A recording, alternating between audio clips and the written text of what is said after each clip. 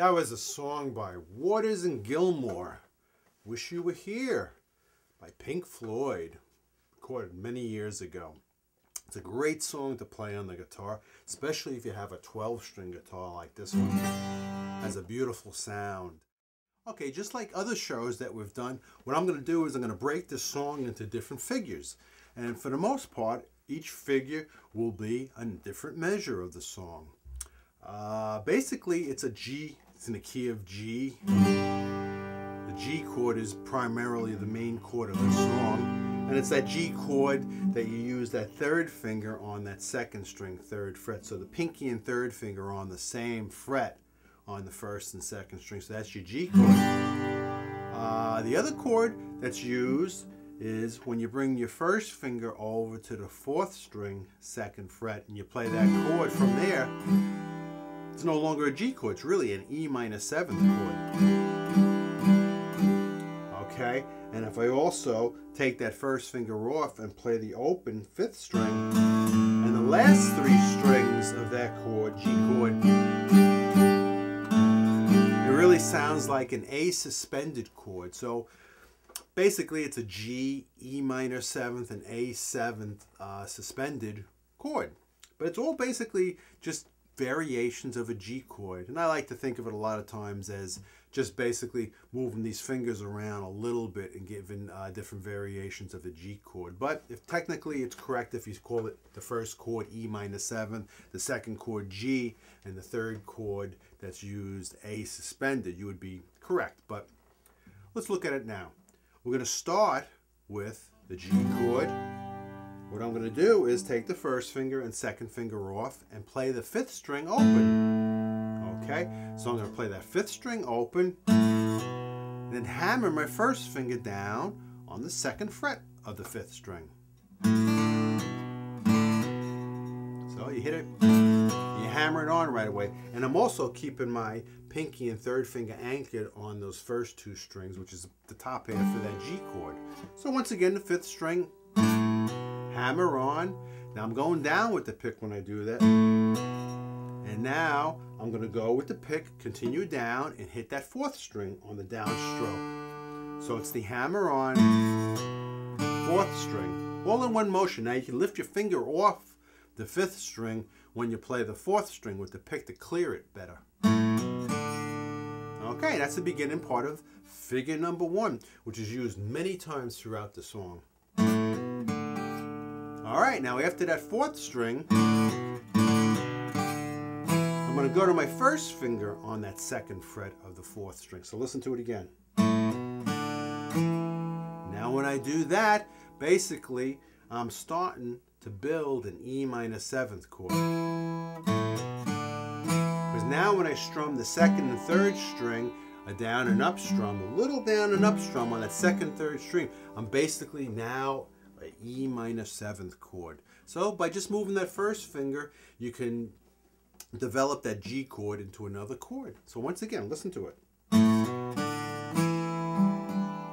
And when I play those 2 chords, the down and up strum on the 2nd and 3rd string, I play it quiet. But the first couple notes are pretty loud. So it's kind of like a background fill chord that you're using on the 2nd and 3rd string. So once again, listen for it. And sometimes you really have to listen carefully to the recording to hear that down and up strum. So I'll go down and up with the pick on the 2nd and 3rd string, and down again on the last 3 strings. So the downstroke, the last downstroke will be the 1st, 2nd, and 3rd string, all 3 of them. So I'm going down and up on the 2nd and 3rd string, and then down on the 3. So once again, from the beginning, it's going to look like this. Let me do it real slow. Down, up, down. Okay.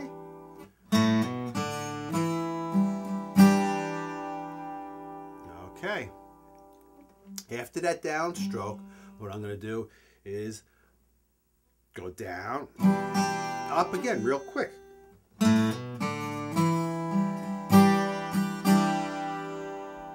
Okay, real quick, right after that, downstroke, and I'll wait and then go down, up again, real quick.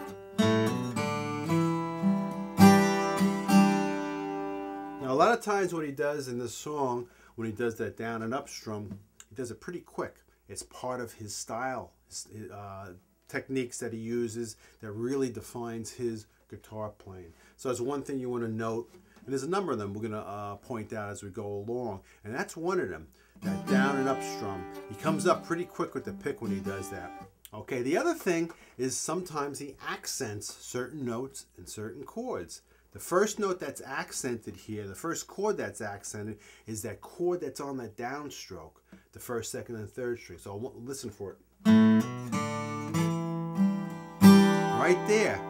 So I'm going down and up on this first and second and third string, and then down real hard on those three strings. So listen for it again.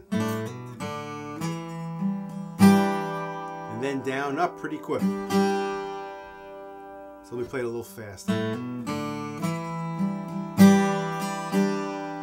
All right, so you hear that accented chord. That's another thing that's very notable about this style of guitar playing, is that certain chords he does play louder. And it's very important to play them loud. It's also sometimes just as important to play the quiet chords quiet. So you want to focus on both of them, the ones that are very quiet and also the ones that are very loud. It really gives it a lot of dynamics. And in music, dynamics is how loud or soft you're playing. So it gives it a lot of dynamics, the guitar part. And it's very dynamic sounding when you do it like that. Once again, very beginning, figure one.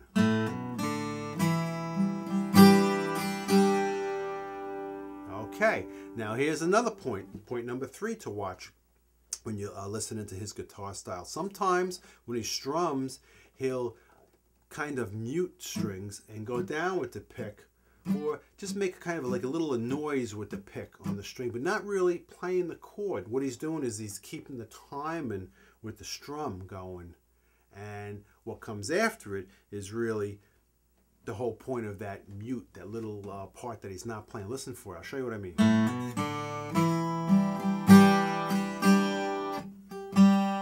Right there.